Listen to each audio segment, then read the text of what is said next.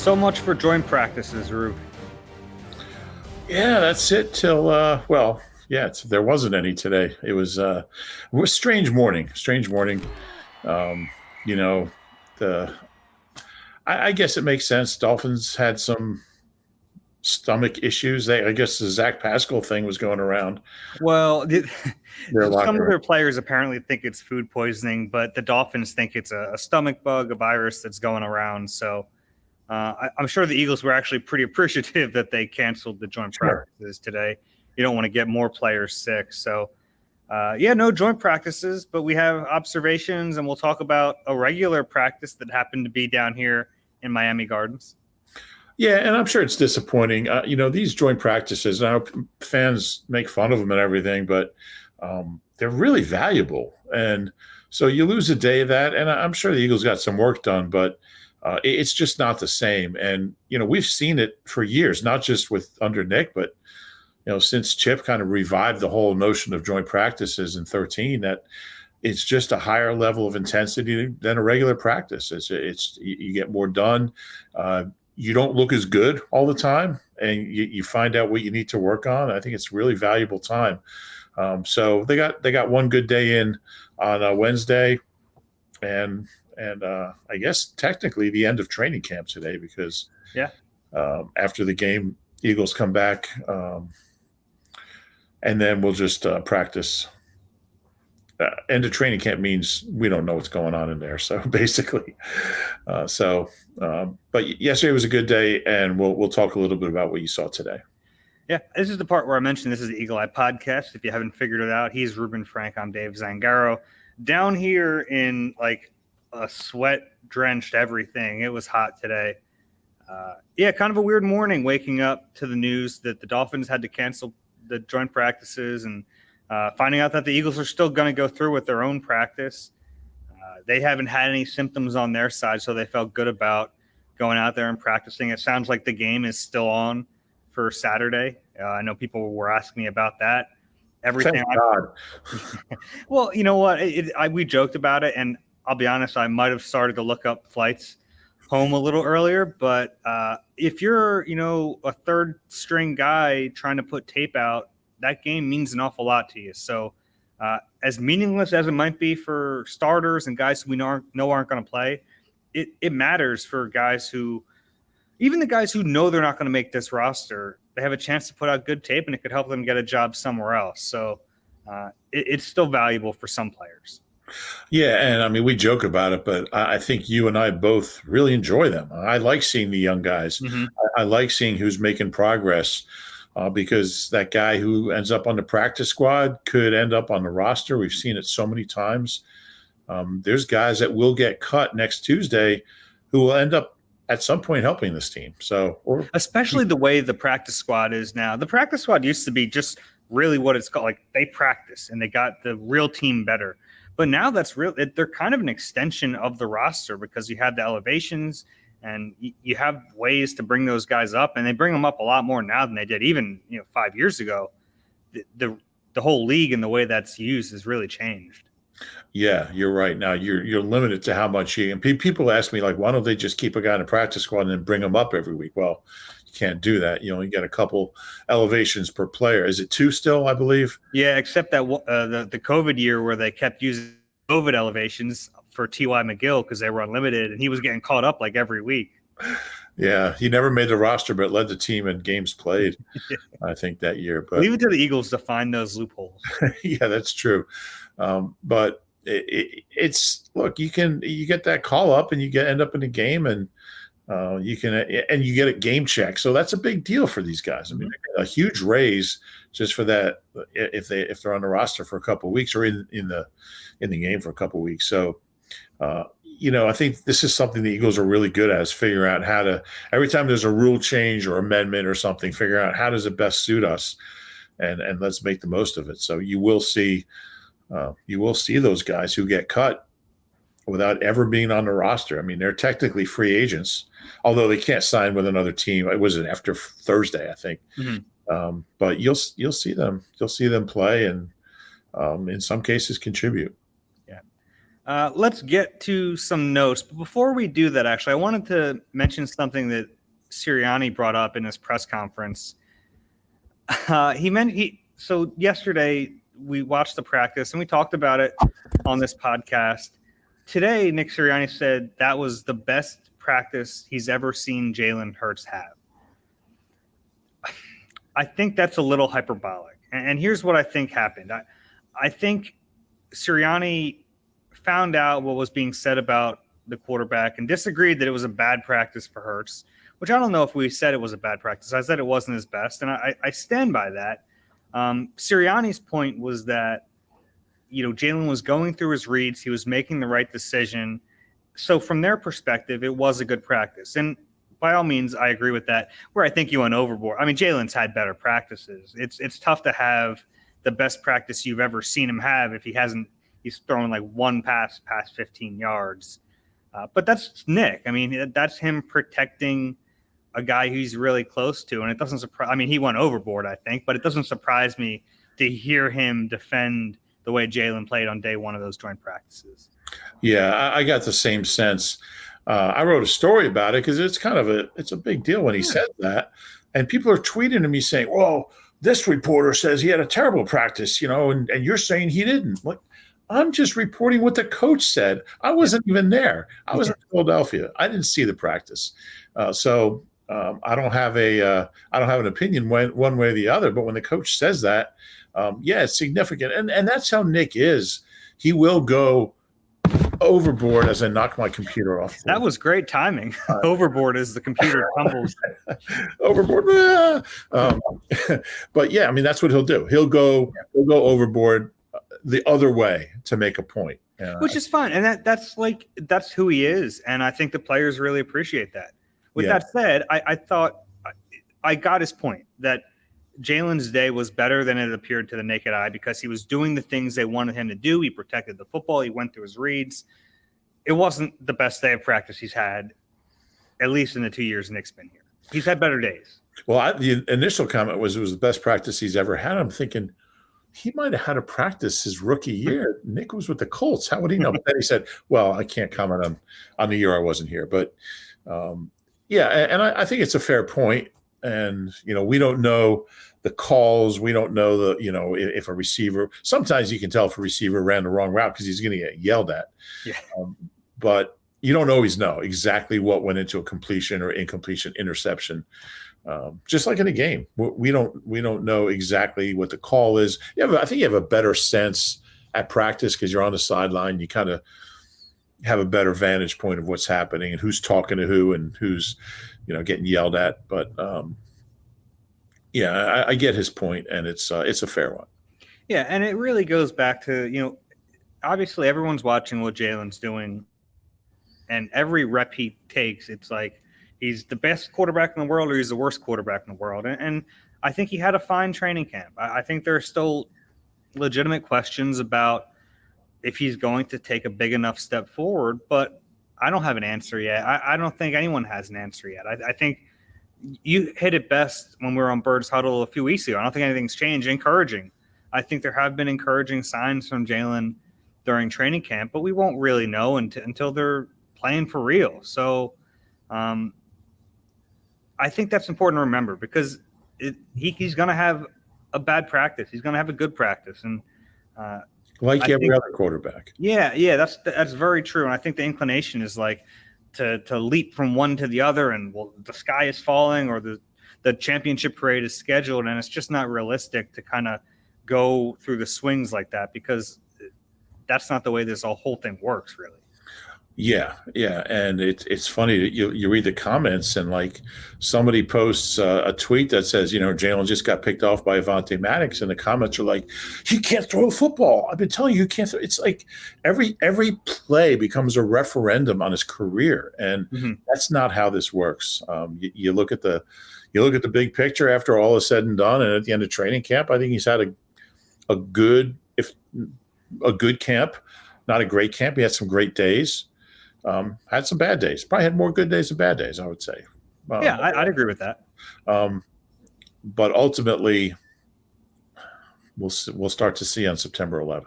Yeah. So let's start with him and his day today. It had been a really long time since he threw an interception in a team period. He threw a couple today. The first one, it looked like a miscommunication with the receiver because he can't play. He can't play. He threw it right. I mean, it was right to Darius. It looked like Darius Slay was the intended target. That's the way that. So something broke down. I'm not really going to assign blame on that one. The next one, it was a fade to Devontae Smith in the corner of the end zone. A little underthrown, but honestly, it was a better play by Avonte Maddox than it was a bad throw. I mean, Avonte kind of climbed the ladder and high pointed the ball against Devontae, who, by the way, is very good in those 50-50 balls. We talked about that a little bit yesterday. He's not A.J. Brown, but he's pretty tough coming back to the football. So I give Avonte credit. And Avonte is a guy who's quietly had a very good summer. He has. It just struck me that I think for the first time this summer, you neglected housekeeping. I didn't neglect it in my practice obs, but I kind of got off on my Jalen Hurts spiel. Yeah. Do you want to go back? Will that make you feel I don't better? know what to do. I really don't know what to do. This is maybe we could do it at the end. You want to do it at the end? Yeah, because we're kind of rolling with the obs now. So that's fine. I'm good with that. Yeah.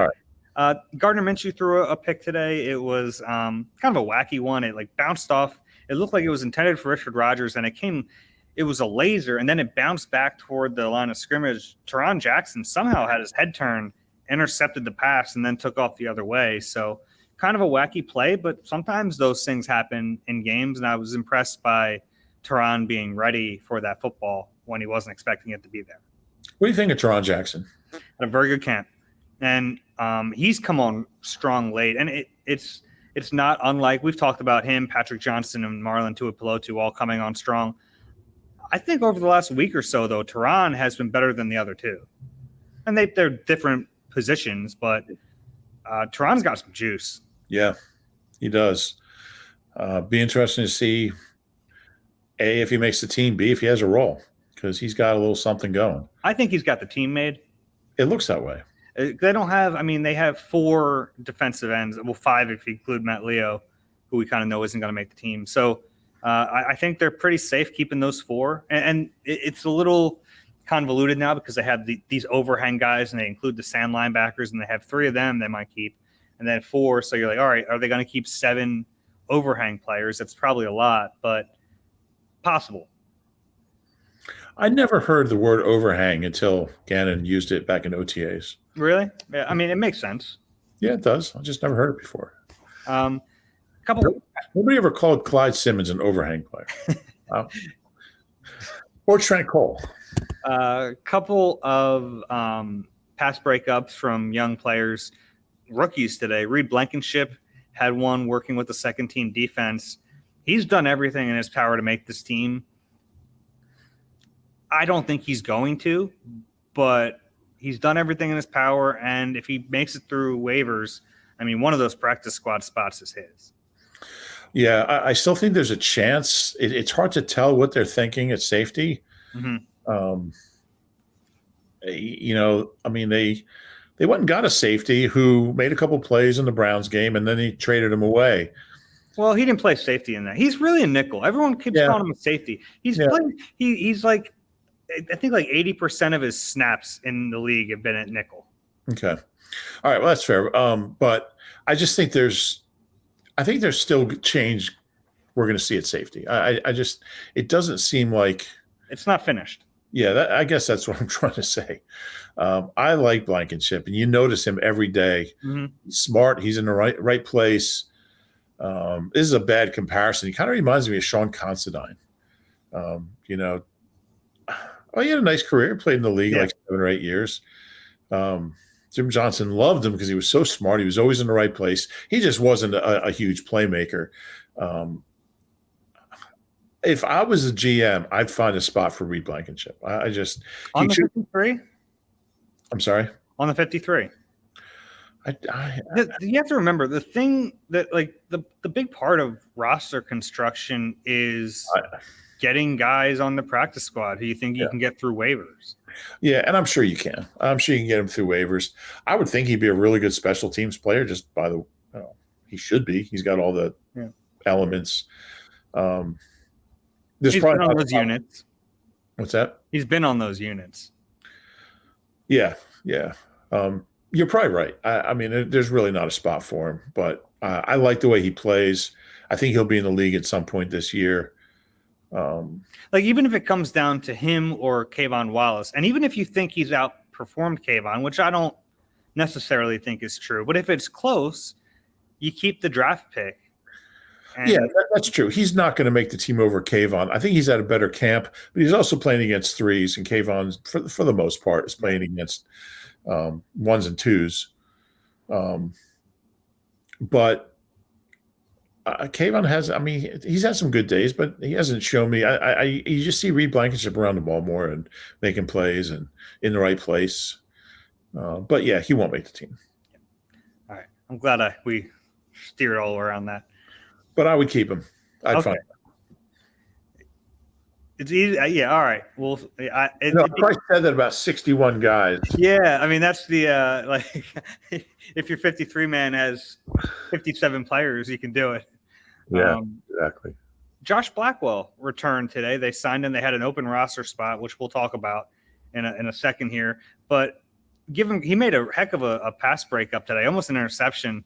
In his first practice back, he got cut on Tuesday, so he wasn't out there on Wednesday. But then Howie pulled off a trade to ship poor Ugo Amadi to Tennessee, which is just such a Howie. He ends up basically – so it's like a late-round pick swap with Tennessee. So he ends up getting something in draft value out of J-Jaw, who they were going to cut anyway.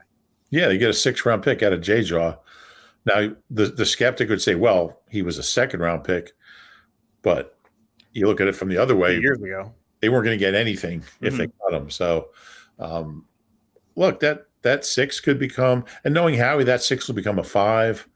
It'll become a 4. Like in 9 years. Howie makes trades that other GMs wouldn't even like waste their time with, honestly. He makes long-term trades. He makes trades thinking of the big picture. And – in a lot of cases, they really, because you could trade a 6 for a 5 the next year, and then you can trade that 5 the next year for a 4. You just keep doing that, and then you get a decent player. And he's got the patience to play the long game, and I appreciate that. It's like there's like some like YouTuber I saw who like started off with like, this cup, and I'm going to trade this cup for an eraser, and then I'll trade that eraser for, and like they keep going up, and they see what's the best thing I can get out of this. That's kind of how he plays these long trades. Yeah, and you might get an eraser for J-Jaw in the long run. Yeah. Blackwell, it's funny because we were doing huddle on Tuesday, and somebody was saying how like he gets cut this early, he must really stink. But the thing is, they just had so many corners, and they had to cut the roster by 5. They pumped 2 guys, so he saw.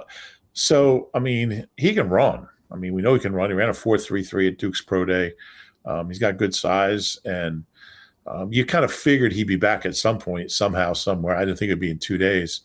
I don't think he's been terrible. No. Out of that whole group, I mean, he's like all of them. He's made some plays, and he hasn't made some plays. He gets beat sometimes, but I'm glad he's back till Tuesday. Yeah, pretty much. He's not going to make the team. Poor Ugo Amadi.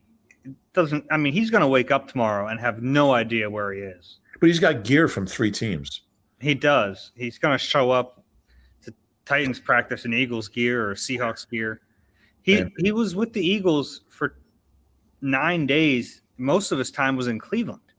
4 days in Cleveland, 2 days in Philly, 3 days in Miami. Yeah, pretty weird. Or 2 days in, something like that. Weird Eagles career. Yeah, it's up there with Frank Gore, Mark Brunell, and a few others. Yeah, at least he did play in a game. Played pretty well, actually. Yeah.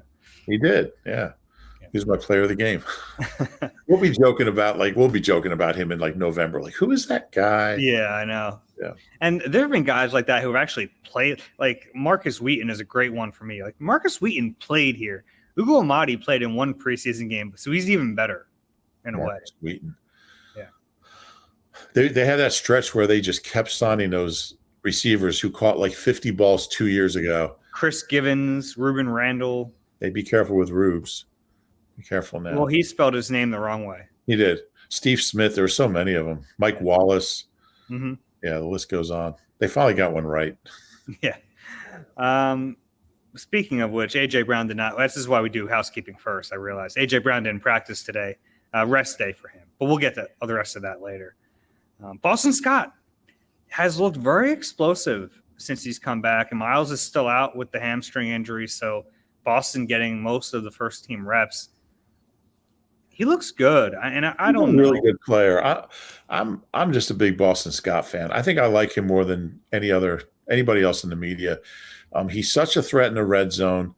He's a really creative runner. He finds open space. He's powerful, got strong legs. He keeps them moving, gets extra yards. He's tough.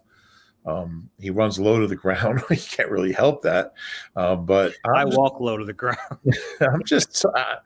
I just think I just like having him on my team, as Nick would say. It's not my team, but that's just paraphrasing the coach. I'm a big fan. He's a really good player. Yeah, he's good. Yes, it didn't make my observations yesterday because there was so much from that joint practice. He had a heck of a jump cut yesterday. He's very good at that. I mean, his moves side to side, even though he's kind of stocky in a way, he's impressive that way. He had a great run today. A big hole opened up for him by Jordan Mailata and Sua Opeta, who was the left guard today. It was anyone could have run through it, but the way he kind of exploded through it was impressive. Yeah, he's got great footwork. I love his spin move. He pulls out once in a while, gets a few extra yards, and he's just tough. Remember that one he had a few years ago that was like the slowest spin move in football history? I think he still gets some grief for that. He should. Anthony Harris made a play today. Really? In 7-on-7s, nice pass break up. Saw that. Throw to Dallas Goedert. It was kind of cool. In 7-on-7s, it was a very brief 7-on-7. This whole practice was brief, and most of it was 11-on-11 in the red zone. But the 7-on-7s I saw, it was a pass break up to Dallas Goedert, then right back to Goedert on the next play for a touchdown. And then Slay had a pass break up on Devontae Smith. The very next play, Jalen Hurts goes back to Smith, who had a kind of a back shoulder catch on Zach McPherson. So we've seen that from Hurts before, and we've seen that from the coaching staff before. They'll go back to the same guy twice, and they'll feed him like that. And I think that'll show up in the regular season too. Yeah, I like that. It's like, when a guy misses a 3, just get him the ball again, take another one. Do you have a sense of what time the Eagles found out the Dolphins were not going to be out there? Relatively early. Because they spend so much time, preparing the practice and what they're going to do. So it's interesting. They probably didn't have a whole lot of time to, all right, what are we going to work on today? What are we going to do? Yeah, it was, and they had a clear idea of what they wanted to do. It was a lot of ones, first team offense versus first team defense. There was never any ones versus twos or twos versus ones. And it mostly red zone. So it's kind of their default. If we got some time, let's work on red zone. And it's really what they started training camp with, and it's what they ended with. Oh, that's symmetrical. I like it. Yeah, I do too. I like bookending a 6. And I love watching red zone. It's a really engaging practice to watch. Mm-hmm. Just a few more notes. Devontae Smith had an uncharacteristic drop. He went right through his hands, dropped and did some push-ups after that. Dallas Goedert caught a shovel pass near the goal line. Shades of Big Red out there. But Westbrook, how many times do we see Westbrook score on that? Yeah. It's such a great play because and this offensive line, the way they can shift and move bodies, it can be a weapon for them at times. Yeah, and you can run it with Boston. You can probably run it with Gainwell. Mm-hmm. And the thing is, if the guy drops it, it's not a fumble. It's brilliant. And tight ends, Yeah. The last note I had was just Hurts ran the ball quite a bit today, but I thought they were good runs. I thought some were designed. There was one where they had Josh Sweat drop in coverage on the running back, and when he did, it left a huge hole, and Jalen was very decisive, hit the hole, and it was one of those plays where he gets in the end zone, and everyone's waiting for a call, and the refs aren't going to make the call because they're going to let the coaches whistle it dead or say the play was still going on. And Nick runs up, like shrugging the shoulders, like touchdown, because there was no one in the area. And it makes Jalen really hard to evaluate in practices because not only can you not really see him take off and run, but the defense doesn't have to respect it as much in practice. So it sometimes changes the way they defend, knowing that even if he takes off, it's not really going to count. Whereas in a game, that threat is always there. And sometimes it opens up throwing lanes. It makes them make tough decisions. Like, are we going to kind of spy him at times? Or are we going to let him kind of sit back there and beat us with his legs? It's a dynamic that you just can't duplicate even in the best of joint practices. Until you're in live game action, you don't see everything that Jalen Hurts can do. I would agree with all that. Might have been your longest soliloquy in Eagle Eye history. Is that right? Yeah, it was a good one. It was kind of that would have been your 35th longest in the last week. my Polonius soliloquies got nothing on that one, but no, you're right. And I'm just, this team's been, look, they had a couple of hot practices in Cleveland, flew back, then flew to Miami, had a really physical practice yesterday. And I think if there's, you see Devontae, he never drops passes. That there's got to be some fatigue involved. I mean, this team's been, think so. Yeah, it's been hot. They've been trotting around the globe. As much as Nick talked up the idea of traveling and connecting with the teammates, it's a lot. Yeah, it's a lot to basically play 2 games in Cleveland. Some of the guys played 3 games really because they had the 2 joint practices and the preseason. Get on a plane Sunday night, fly back to Philly, have less than a couple days there, then fly into Miami, dealing with the heat. And the one thing I didn't bring up yesterday was really kind of funny. Before that joint practice, the Eagles are out on the field stretching. I'm like, where the heck are the Dolphins? And then I realized they were in their indoor in the AC stretching. So they come out ready to go. Meanwhile, the Eagles have been baking in the sun for 20 minutes, and that showed up once the practice started. Yeah, I can imagine. But I mean, it's definitely good work. I'm really, when they shortened the preseason from 4 games to 3, I'm thinking like it's not going to really help that much. But then when I realized that they weren't eliminating the first game, they were eliminating the 4th game. Mm-hmm. And that's what you need. I think that was a really good stroke of genius because now you have 2 weeks 2 weeks plus after the game. Just to get your legs back, tweak some things, get in the books. And I mean, there's still practice, obviously, but this team has been through a lot physically over the last couple of weeks, and I'm sure they'll ramp it down a little bit here. Yeah, probably. Jalen Hurts talked after practice. I heard a little bit of it. There were some other players available. What'd you make of it? Anything that stuck out to you? No, there was nothing really. I mean, he just talked about how good it was to see all the Alabama guys and how when you go to Alabama, you're going to win a national title and that you're going to make friends that you see in the league on Sundays. He just talked about how there's Alabama guys everywhere. And I get the feeling he and Jalen Waddle are pretty close. I get the feeling he and Tua aren't super close, although he said they did catch up a little bit and they keep in touch. He said he talked to him last year about the Saints, common opponent. Yeah, I think it was the Saints. I mean, they don't have to be best friends. I think since they have kind of a weird relationship that one took the other one's job, everyone's like, oh, they hate each other. I think they're friends, but they're not like best friends. Yeah, it's a tricky. I mean, I wouldn't be friends with the guy who took my job, but no, I would be. It's valuable stuff if you can call a guy and say, hey, you played the Saints. What did you see? And that's good. They can do that. And he's got that network all over of Alabama guys. I mean, there's about 200 of them in the league. Did play with all of them, but he didn't really say anything else, just a lot of the same stuff. He talked about his camp and just how trying to get better every day. And that stuff we've heard many, many times. But yeah, that was about it. Bo Wolf asked him the same thing he asked everybody. He got the same answer. Poor Bo. He's trying to do a story on what players, how players answer when he asks, what guy in the team's going to have a big year. And Jalen's just said, everybody, I hope. And, Jalen. But I give Bo credit on those stories because those are stories I love to do. Yeah. But it's really tough in a non-locker room setting to do it. Yeah. And he pushes through it, and he gets some good answers. He does. He's a bulldog. I enjoy reading those. Who was it who said himself? Was it Zach Pascal? A.J. Brown. Was A.J. Brown? I'm going to have a big year. A receiver should say himself. I like that. Yeah. It's one position where you should say yourself. If you're in a locker room, you can go around and knock out 20 guys in 20 minutes. Yeah. You know, if you're waiting for a PR department to bring guys to a podium, you can't do that. So I give him credit. He's got some good ideas. Yeah. I talked to Kyzir White for a little bit. Yeah. Today. He's kind of been like a little forgotten. Not by you. Not by me. He's been very good.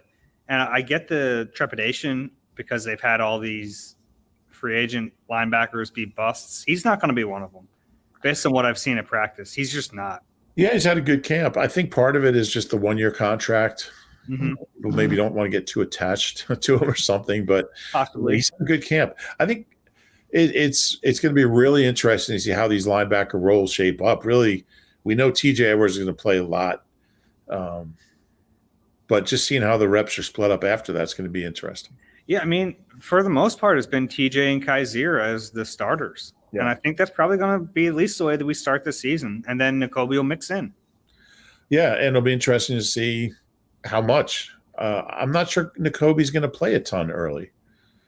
He might not. And you and I both had to kind of back down on that because – and it's not really a product of anything he's done, but the other guys in front of him, like, I don't know how you take them off the field. Yeah, and we're talking about the off-ball linebacker guys. Mm-hmm. But, Davion, I think when camp started, I thought, and he got off to a good start. I was thinking he'd have some kind of role. He may still, but I'm not so sure. They do like to be better. Sorry? Kyzir's better. Yeah. And they play the same position. Sean, and I think I wrote this somewhere. Sean Bradley has been impressive as a linebacker. Yeah, he missed the last 2 days with an illness. Yeah. So we haven't seen him, but I think in a pinch he'd be fine. I do too. Yeah. He's big, he's athletic. I mean, I wouldn't want to give him 17 starts, at least not right now, but yeah. I like get you through a game. Yeah. He won't have to probably, but I think he could. Yeah. I was always a little annoyed that they didn't let him when the linebackers were awful. They didn't give him some time because it's like he can't be worse. Ready. Maybe yet. Yeah. But he's come a long way as a defensive player, and we know what he can do on special teams. And I probably told this before, but Jim Johnson would always scout special teams and try to see which one of his guys showed the characteristics on teams that would help on defense. Yeah, and it makes sense. That's how we got Quentin Michael. It was like, man, this guy just makes plays all over the place. In his 8th year, Quentin Michael was a Pro Bowl safety. So you look for those guys. This is our last time talking before the preseason game on Saturday. Anyone that you really want to watch in that one? Yeah, I mean, I think it's kind of a cliche answer now, but I just want to keep my eyes on the safeties and see who can make some plays, who's in the right place, who can knock some balls down, who's tackling well. I want to see that, whoever's playing from that second defensive group, I'd like to see them tackle better, cover better, just hustle better than we saw in Cleveland. Yeah, I'm looking forward to seeing Grant Calcaterra hopefully making his preseason debut. He missed the first 2 games. He had that hamstring injury. He's looked fine since coming back. I think the long play was the right move because he hasn't tweaked it at all. But I'd like to see him show up in game action. So I'm looking forward to that. Yeah, he really catches the ball well. And Carson Strong's, they're going to let him throw a football hopefully on Saturday night. And Nick was asked about today by I think it was Zach Berman. Do you prefer keeping 2 or 3 quarterbacks, and what are the strengths? What are the positives and negatives of each? Which is such a Zach Berman question. Let's cover everything here. And he mentioned, what a great camp Jalen's had, and what a great practice Gardner had, and I really think Reed Sinet's had a really good summer, which I disagree with, but he didn't mention anyone else. He just mentioned those 3 guys. I mean, Carson Strong, how many footballs has he thrown in a live rep? He never plays. He never practices out there. It's just like we're having a discussion about, like, can you even include him in the worst quarterbacks we've seen in training camp because he hasn't gotten to throw the ball. Yeah. So I'm thinking like Clayton Thorson. What was that? 18? 18 or 19, yeah. Like, he was bad, and they gave him reps, and he was awful, and they cut him. With Carson Strong, I feel like he's probably not good because they're not even giving him reps, but I don't know that. Yeah, and it's usually like you let a guy like Christian Hackenberg got reps. Yeah. You knew pretty quickly he just wasn't very good.